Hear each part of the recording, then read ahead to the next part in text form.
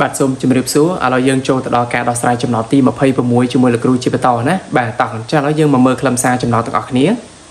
ពីភ្នំពេញទៅអ្នកលឿងមានចម្ងាយផ្លូវ60គីឡូម៉ែត្រសុខាធ្វើដំណើរពីអ្នកលឿងទៅភ្នំពេញដំបូងជិះម៉ូតូបានចម្ងាយ 1/6 នៃចម្ងាយផ្លូវបន្ទាប់មកសុខាបន្តដំណើរដោយរថយន្តរោគចម្ងាយផ្លូវដែលសុខាជិះរថយន្តតោះអញ្ចឹងប្រធានចំណត់មួយនេះសំណួរគេសួរចម្ងាយផ្លូវដែលសុខាជិះរថយន្តបាទតោះអញ្ចឹងឥឡូវយើងមករកជំហានម្ដងមួយជាមួយលោកគ្រូណាបាទតោះអញ្ចឹងយើងដាក់ថារោគចម្ងាយផ្លូវដែលសុខាជិះរថយន្តបាទ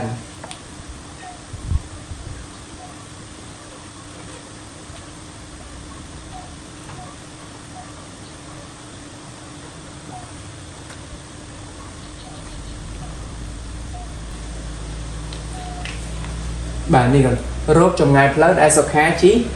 រថយន្តបាទតោះអញ្ចឹងយើងដឹងថាសុខាគាត់ធ្វើដំណើរដោយម៉ូតូគឺបាន 1/6 បាទ 1/6 នៃចម្ងាយផ្លូវសរុប60គីឡូម៉ែត្រអញ្ចឹងមានន័យថានេះគាត់បាទគឺយើងត្រូវយក 1/6 បាទ 1/6 នៃ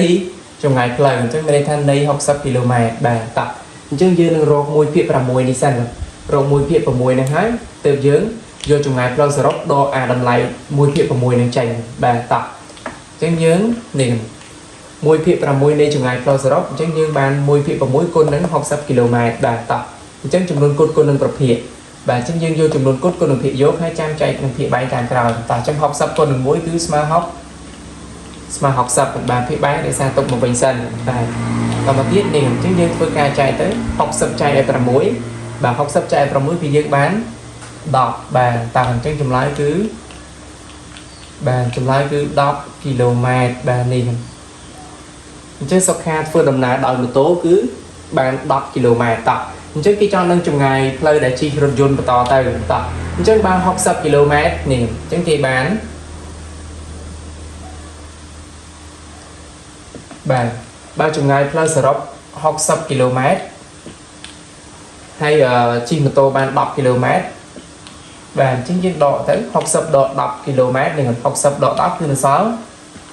50បាទ50គីឡូម៉ែត្រណាតើអញ្ចឹងចម្ងាយផ្លូវដែលគាត់ធ្វើដំណើរដោយរថយន្តអញ្ចឹងមានចម្ងាយ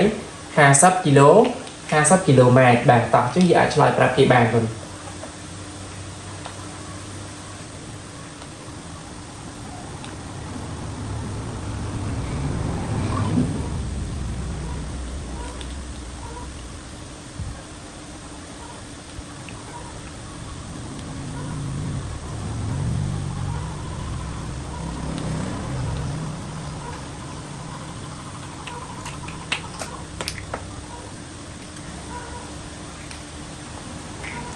បាទនេះហ្នឹងតោះអញ្ចឹងចម្លើយគឺយើងរកឃើញហើយចម្ងាយផ្លូវដែលសុខាជិះរថយន្តគឺ50គីឡូម៉ែត្របាទតោះអញ្ចឹងចំណុចនេះគឺពិតជាងាយស្រួលក្នុងការដោះស្រាយមែនទែនក៏ដោយសារតែខ្លីបាទអញ្ចឹងបើសិនជាពេញចិត្តនៅវីដេអូរបស់លោកគ្រូកុំភ្លេចជួយចុច like ក៏ដូចជាចុចពាក្យ subscribe និងដាក់សញ្ញាកណ្ដឹងដើម្បីទទួលបាននៅវីដេអូថ្មីក៏ដូចជាការលើកទឹកចិត្តមកកាន់លោកគ្រូផងដែរបាទអញ្ចឹងបើសិនជាទាំងអស់គ្នាមានមតិយោបល់ក៏ដូចជាចម្ងល់ផ្សេងអាច comment នៅខាងក្រោមបានណា